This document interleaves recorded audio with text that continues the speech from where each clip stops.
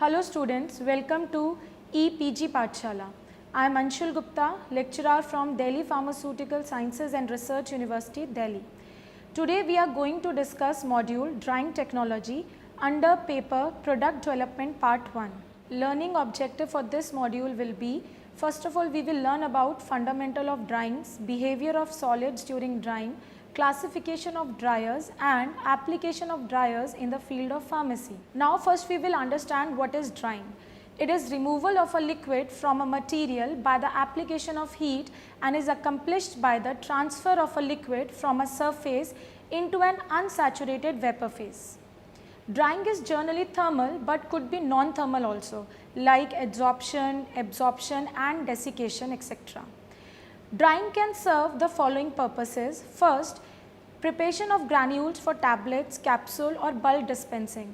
Second, it can be used for the preparation of products like dried aluminum hydroxide, spray dried lactose, etc. Third, it reduces the microbial growth in plant and animal extract. Fourth, drying before milling aids comminution as dried material is comparatively more friable. Fifth, the ease of handling and transportation as dried product is less in weight and bulk. With the drying, stability increases as compared to the moist material, for example aspirin, penicillin, ascorbic acid, etc. Now we will discuss theory of drying. Drying involves two processes, heat transfer and mass transfer. For heat transfer, latent heat is given for vaporization of moisture during drying. There is a thin film of liquid at the surface of material to be dried that needs to be evaporated. The rate of evaporation of this film is related to the rate of heat transfer given by the equation dW by d theta is equal to K by lambda, where dW by d theta is the rate of evaporation pounds of water per hour, Q is the rate of heat transfer, lambda is the latent heat of vaporization of water. Secondly, mass transfer is involved in diffusion of water through the material to the evaporating surface and then to the vapor state into passing air stream.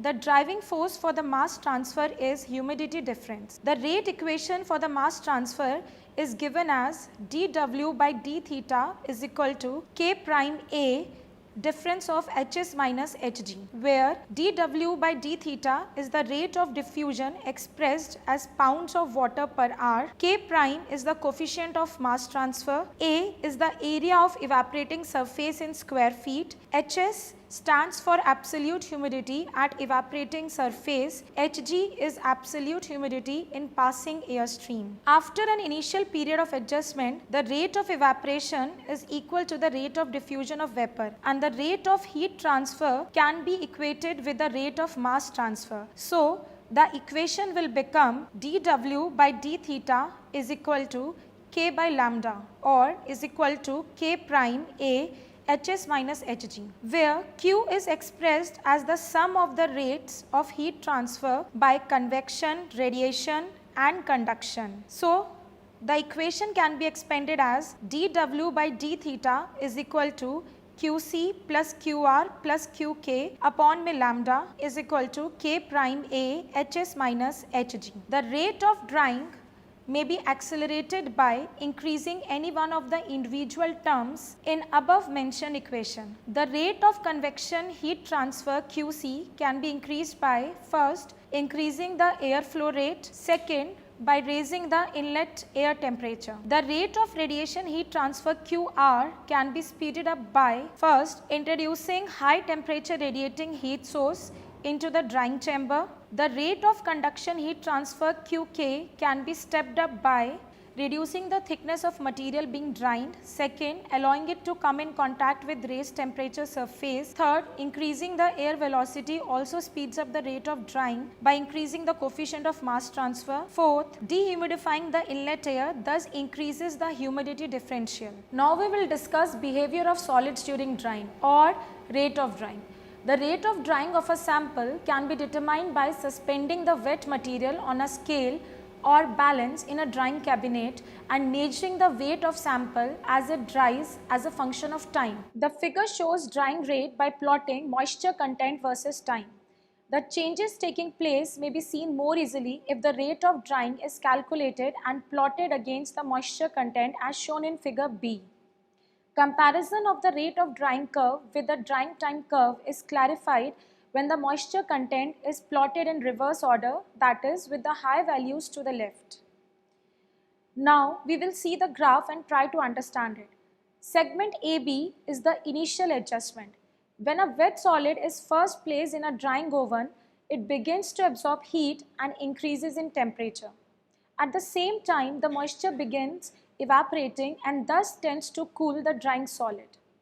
After a period of initial adjustment, the rate of heating and cooling becomes equal and the temperature of drying material stabilizes. This period of initial adjustment is shown in segment AB in the figure A and in the figure B. Now we will discuss segment BC, that is constant rate period. At point P, the temperature is stabilized and remains constant as long as there is a film of moisture remaining at the surface of the drying solid. Between point B and C, the moisture evaporating from the surface is replaced by the water diffusing from the interior of the solid at a rate equal to the rate of evaporation. The rate of drying is constant and the time BC is the constant rate period. Now talking about point C, that is critical moisture content. At point C, the surface water is no longer replaced at a rate fast enough to maintain a continuous film. Dry spots begins to appear and the rate of drying begins to fall off. The moisture content at which this occurs is referred to as critical moisture content. Now talking about segment CD, it is known as first falling rate period. At and below the critical moisture content, the movement of moisture from the interior is no longer sufficient to saturate the surface. Between point C and D, the number and the area of the dry spots continue to grow and the rate of drying falls steadily. The time CD is referred to as the first falling rate period or the period of unsaturated surface drying. Since the surface is no longer saturated, it tends to rise above the wet bulb temperature. Now segment DE, it is second falling rate period. At the point D, the film of surface water is completely evaporated and the rate of drying depends on the rate of diffusion of moisture to the surface of solid. Point D is referred to as second critical point. Time DE is called the second falling rate period, during which the surface temperature approaches the temperature of drying air. Now talking about point E, it is called equilibrium moisture content. At the point E, the drying rate is equal to 0 and the solid is in equilibrium with the surrounding. That is, its temperature and moisture content remain constant.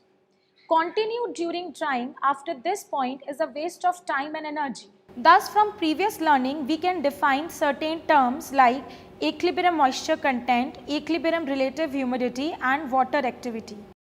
Now first we will talk about equilibrium moisture content. The moisture content of a material that is in equilibrium with an atmosphere of a given relativity is called equilibrium moisture content of the material. At equilibrium moisture content, there is no driving force for mass transfer since the material exerts a water vapor pressure equal to the vapor pressure of atmosphere surrounding it. Now equilibrium relative humidity. It is the relative humidity surrounding a material at which material neither gains nor loses moisture. At a given temperature, the equilibrium relative humidity for a material is determined by its moisture content, just as the equilibrium moisture content is determined by the surrounding relative humidity. Lastly, talking about water activity of a material is the ratio of water vapor pressure exerted by the material to the vapor pressure of pure water at the same temperature. Pure water is assigned an AW of unity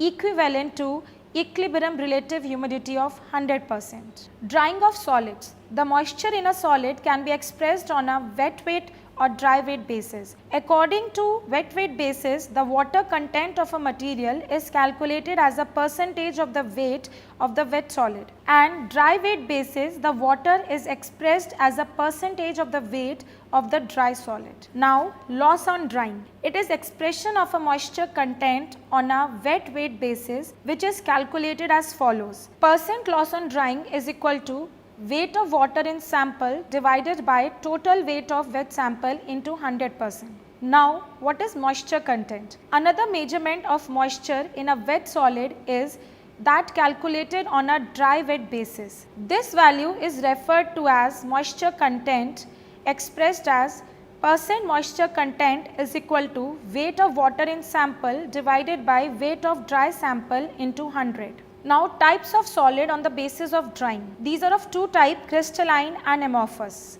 In crystalline, water is held in shallow pores and interstitial spaces. For example, zinc oxide, magnesium oxide, etc. In amorphous solids, moisture is an integral part of molecular structure and physically entrapped in fine capillaries and small interior pores. For example, starch, casein, yeast, insulin, and aluminum hydroxide. Thus, amorphous solids are difficult to dry than crystalline solids. Now we will discuss about dryers.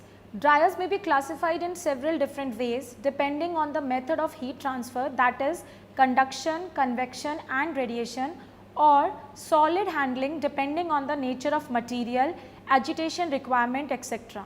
Classification based on the methods of solid handling as per agitation requirement is shown schematically in the figure being shown on the screen. Dryers are first divided into two types, material not agitated and the one which agitate the material. Now, materials not agitated is of static bed dryer. Static bed dryers are again of two types, batch type, continuous type. Example of batch type are tray and truck dryer, vacuum self dryer, freeze dryer.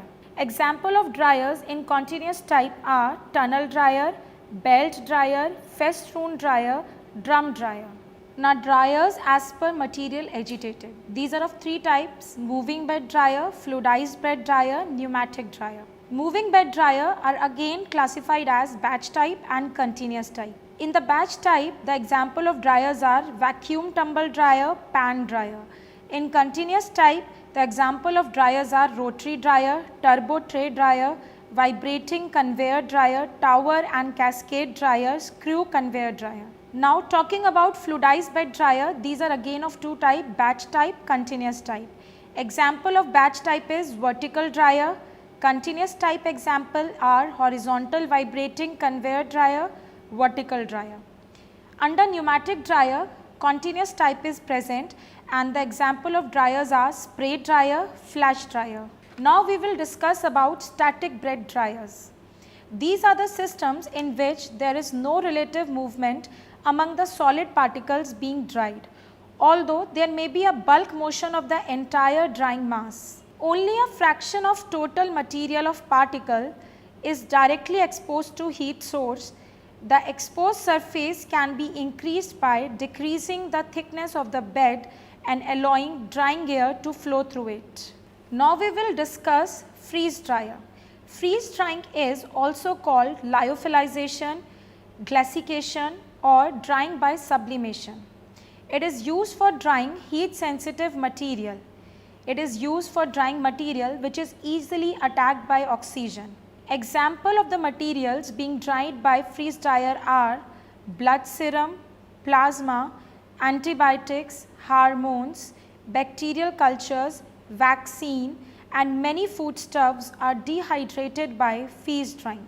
Principle: freeze drying depends on the phenomenon of sublimation, whereby water passes directly from solid state, that is ice, to the vapor state without passing through the liquid state. Sublimation can take place at pressures and temperature below the triple point, that is 4.579 mm of Hg absolute and 0.0099 degrees Celsius.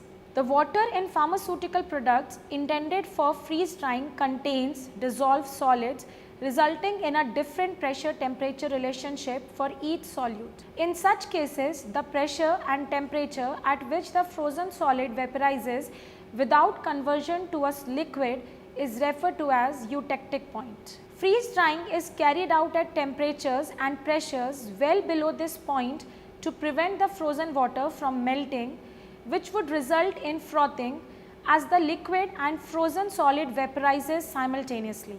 In actual practice, freeze drying of pharmaceutical is carried out at temperature of minus 10 degrees Celsius to minus 40 degrees Celsius and at pressure of 2200 microns.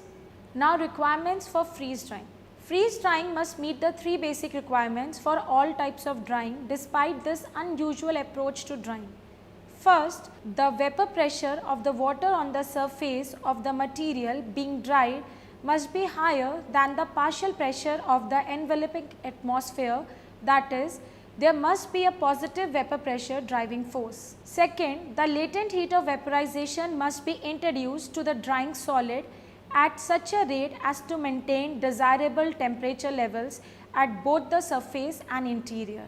Third, provision must be made for removal of the evaporated moisture. Now we will discuss components of a freeze dryer. Freeze dryers are composed of four basic components. First, a chamber for vacuum drying. Second, a vacuum source. Third, a heat source. And fourth, a vapor removal system. Vacuum is achieved by pumps, steam injectors, or a combination of the two. Heat is provided by conduction or radiation or by both. Three different methods for the removal of water vapor are employed: condensers, desiccants and pumps. The water vapor is removed from the drying chamber and condensed in the form of a thin layer of ice on a heat transfer surface in the condenser.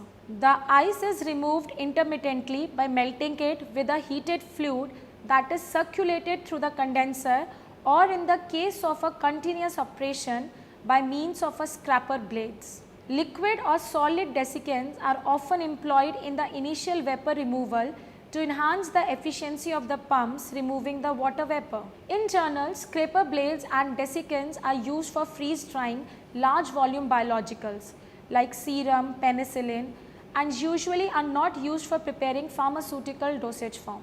The different stages of freeze drying are: first, pre-freezing. Material is frozen by keeping the material below or at minus 20 degrees Celsius. Pre-freezing the material before application of vacuum avoids foaming. Second, vacuum. Rotary pumps on small scale and ejector pumps on large scale are used to reduce the pressure sufficiently. Third, primary drying. During primary drying, the latent heat of sublimation must be provided and the vapor removed. Primary drying stages by sublimation can remove the unbound water. Secondary drying. It is used to remove bound water or traces of water left after primary drying. The temperature is raised up to 50 degrees Celsius, or desiccant is used to carry secondary drying. Now we will discuss moving bed dryers. These are the systems in which the drying particles are partially separated so that they flow over each other. Motion may be induced by either gravity or mechanical agitation. The resultant separation of particles and continuous exposure of new surfaces allow more rapid heat and mass transfer than can occur in static beds. Under moving bed system, now we will first discuss vacuum tumble dryer. The most common shape of the tumble dryer is the double cone vacuum dryer. Vacuum dryer is rotated at a speed of 6 to 8 rpm and the vacuum is maintained with low temperature drying. Heat is supplied to the tumbling charge by contact with the heated shell and by heat transfer through the vapor. Heating fluid circulates through a jacket and enters and exits through a dynamic seals along the axis of rotation. Indirect methods rely on contact between wet material and the jacketed walls of the dryer to supply energy, and the drying rate can be heat transfer limited. The ratio of jacket area to the working volume tends to decrease with increasing size. So, large models often require additional internal plates or pipe coils to increase available area for the heat transfer. Some materials such as waxy solids cannot be dried by this method because the tumbling action causes the material to aggregate into balls. Now come to the fluidized-bed dryers. These are the systems in which the solid particles are partially suspended in an upward moving gas stream. The particles are lifted and then fall back in a random manner so that the resultant mixture of solid and gas acts like a boiling liquid. The gas-solid contact is excellent and results in better heat and mass transfer than in static and moving beds. Now talking about principle. Here the gas is allowed to flow upward through a bed of particulate solid at a velocity greater than the settling velocity of particles. The solids are buoyed up and become partially suspended in the gas stream. The resultant mixture of solid and gas behaves like a liquid and the solids are said to be fluidized. The fluidization technique is efficient for the drying of granular solids because each particle is completely surrounded by the drying gas. In addition, the intense mixing between solid and gas results in uniform conditions of temperature, composition and particle size distribution. The fluidized bed dryers are available for use in pharmaceutical industry are of two types, vertical and horizontal. The fluidizing air stream is induced by a fan mounted in the upper part of the apparatus. The air is heated to the required temperature in an air heater and flows upward through the wet material, which is contained in a drying chamber fitted with a wire mesh support at the bottom.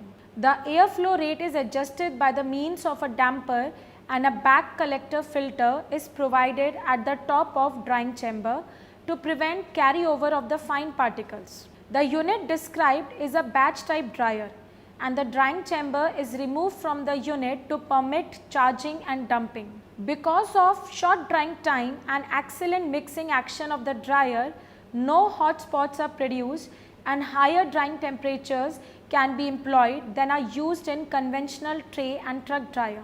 The unit as shown on the screen is designed for the direct preparation of tablet granulations as well as for the drying of conventionally produced wet granulations.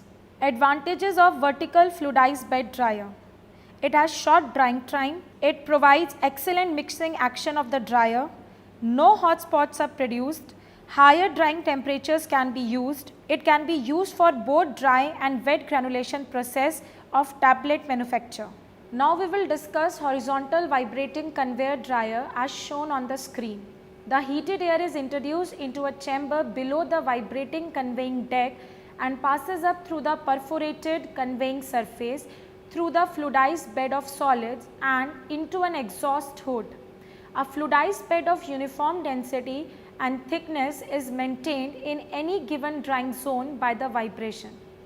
Residence time in any drying zone is controlled by the length of the zone, the frequency and the amplitude of vibration and the use of damps. The dryer can be divided into several different zones with independent control of airflow and temperature, so that drying can take place at the maximum desirable rate in each stage without sacrificing the efficiency or damaging heat sensitive materials. Now coming to pneumatic dryers. These are the systems in which the drying particles are entertained and conveyed in a high velocity gas stream. Pneumatic systems further improve on fluidized beds because there is no channeling or short circuiting of the gas flow path through a bed of particles. Each particle is completely surrounded by an envelope of drying gas. The resultant heat and mass transfer are extremely rapid, thus drying times are short. Now under pneumatic dryer we will discuss spray dryers. Its principle is they can handle only fluid materials such as solutions, slurries and thin paste. The fluid is dispersed as fine droplets into moving stream of hot gas where they evaporate rapidly before reaching the wall of drying chamber. The product dries into a fine powder which is carried by the gas current and gravity flow into a collection system. The surface liquid is quickly evaporated and a tough shell of solid is formed. As drying proceeds, the liquid from the interior of droplet diffuses through this shell. The diffusion of the liquid occurs at a much smaller rate than does the transfer of heat through the shell to the interior of the droplet. The internal heat and pressure causes the droplet to swell and the shell becomes thinner. If the shell is non-elastic or impermeable, it ruptures, producing either fragments or bud-like forms on the original sphere. Thus, spray-dried material consists of intact spheres, sphere with buds, ruptured hollow sphere or sphere fragments. Now we will discuss the spray dryer being shown on the screen. A spray dryers usually have the following components: feed delivery system, atomizer, heated air supply, drying chamber, solid gas separator and product collection system. Now we will discuss its working. The feed is delivered to the atomizer by gravity flow or by the use of a suitable pump. Spray dryer atomizers are of three basic types: pneumatic atomizer, pressure nozzle and spinning disc atomizer. In pneumatic atomizer, the liquid feed is broken up into droplets by a high velocity jet of air or other gas. It is mainly used for viscous liquids which are fed by pressure nozzles under high pressure and is broken up by coming into contact with air or by impact on another jet or fixed plate. In spinning disc atomizer, the liquid is fed to the center of a rapidly rotating disc where centrifugal force breaks the fluid up into droplets. Separation of solid product from the effluent gas is usually done by cyclone separator, also referred as the primary collector. The dyed product collected at this point is called cyclone product. Any dust remaining in the air may be removed by means of a filter bag collector or a wet scrubber to avoid air pollution. The product reaching the walls of a drying chamber is called chamber product, which is removed at the bottom of the chamber. The final dyed product is generally a mixture of both the chamber and cyclone products. Spray drying finds a great utility in the pharmaceutical industry because of the rapidity of drying and the unique form of the final product. There are three major uses for the spray drying process. First, drying heat sensitive material as they are dried in fraction of seconds due to increased surface area and rapidly removed to prevent over drying. Second, in tablet and capsule manufacture, as the spherical particles which are more uniform in shape and size produce better flow. Third, encapsulating solid and liquid particles as the solvent is evaporated, the coating material envelopes the suspended particle. The coating provides such a valuable characteristics as taste and odor masking, improvement in stability, enteric coating and sustained release. Oily liquids may be encapsulated by emulsification in water with the aid of a gum such as acacia or starch and subsequent spray drying. As the water evaporates, the oil is entrapped in shell of gum. This process is used for the preparation of dry flavor oils. Lastly, we will discuss microwave drying, which is the most common method used for drying. Energy in the form of microwave is converted into internal heat. The heating effect is produced by the interaction of a rapidly oscillating electric field with the polarized molecules and the ions in the material.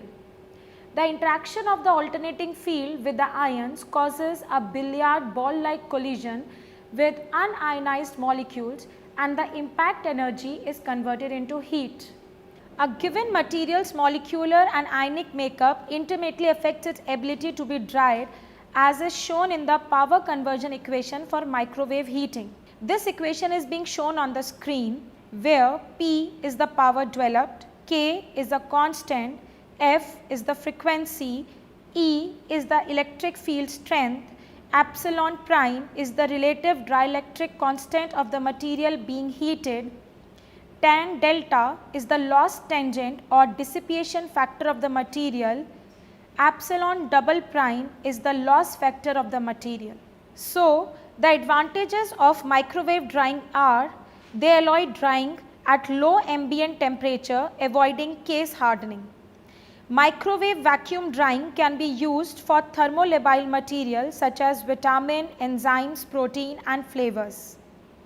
Extremely efficient energy utilization and energy saving as much as 70% have been realized in industrial installations by use microwave drying. Thus, by the end of this module, we have come to learn about the basic of drying, various dryers, their application and contribution in pharmaceutical industry. So, I hope this lecture will be a useful one for all of you. Thank you, students.